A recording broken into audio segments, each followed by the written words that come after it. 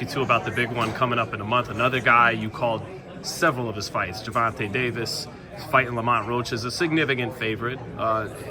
Do you think Roach is being undervalued as an underdog, or it will probably go the way people think it will go? Roach is coming up in weight. He came up in weight I don't see. Honestly, I don't see him. He's a good fighter, but I don't see. He's nothing in his past tells me he's going to beat Gervonta Davis or even be competitive with him. And I'm not.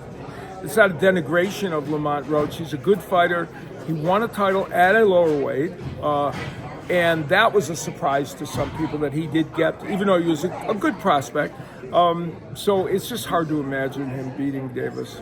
The other Davis is fighting for a world title 2 weeks before in New York against Bernstein. Oh yeah, Keyshawn Davis. That's a fascinating fight and a really, really good fight. And Davis has looked really good in his recent fights, but this is certainly the best fighter he's fought. Although he has, he just beat a good fighter in his last fight. So this is going to be a fascinating coming out party for him. And we'll find out whether he is now ready to kind of cross the Rubicon into that level. He might be, but it's not going to be an easy test. What's the better matchup for us, for the guys who love boxing, the fans? Is it Keyshawn against Gervonta, or is it Shakur against Gervonta? Well, Keyshawn first has to show that he can be on that level. But if he does, his first title fight, right? Yeah, this is the title fight. But if he does, I'm gonna say, well, the bigger match is Shakur Stevenson, obviously. Yeah. Will it be the most entertaining? I don't know. They're both interesting. I think boxing fans want to see Shakur Stevenson and Davis fight because they've been elite. Keyshawn is not at that point yet. Right, so right. I think if you said to fans, who do you want to see? They're going to want that because it's more pressing to see that fight right now, because Davis has been around a long time.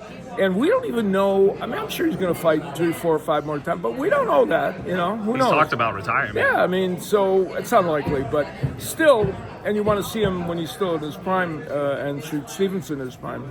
Is Gervonta to you? I get it. You got to prove it against the kind of opponent like a Shakur, Lomachenko, whatever. But do you think he's the best lightweight? Is he a great fighter?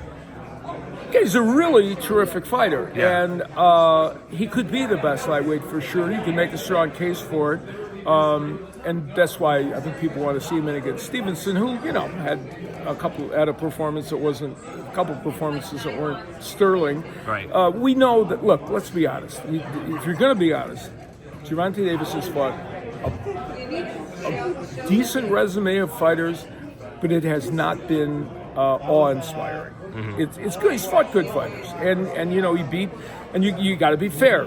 So Ryan Garcia goes and beats Devin Haney. We think, Ryan Garcia, but guess what? He lost to Gervonta Davis. So it's not as if he hasn't fought anybody of note, but he has not really had a fight against another A-level fighter. That hasn't happened in his whole career. He's 30 years old. So it's something that is missing from his overall resume.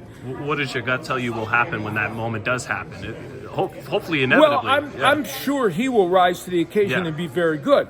Will he win? I don't know. Yeah. But I'm sure he is an A-level fighter. He's good. He's got power. He knows how to fight. He knows how to do all those things. We just haven't seen it against an A-level opponent before.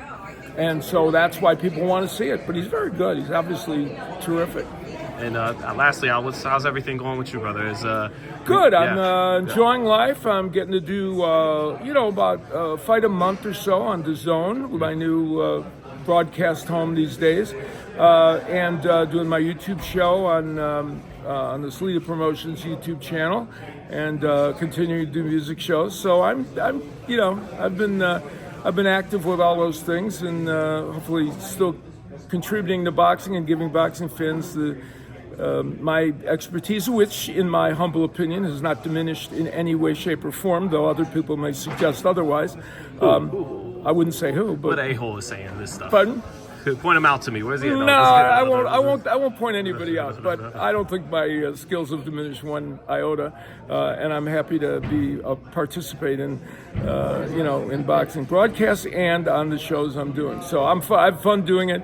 I appreciate the opportunities to do it when they're there, and it's fun. I second your sentiments that you haven't lost anything. Well, I appreciate that very much. I like doing it. I work just as hard at it as I did 25 or 30 years ago, and have never once yet gone on a broadcast that I wasn't ready, prepared to do at a high level. So that's that's my mantra, and that's what I try and do. Yeah, hold back that Chicago from whoever these guys are saying this nonsense. Don't let the Chicago break out of you, Al. Yeah, I know the Chicago part sometimes sneaks out as a result of it, but it's good. It's all good. I'm having a great time, and I like being active and still broadcasting and do things in the sport because it's an exciting time. And I'm never one that lived in the past. I always try and look at the time I'm in and say, this is the time that I'm supposed to be concentrating on, and this is the time that's of most importance. You have a historical background to it, but this is the time that you want to be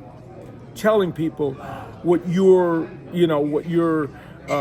involved in. And I've never been one to just try to rely on something from the past.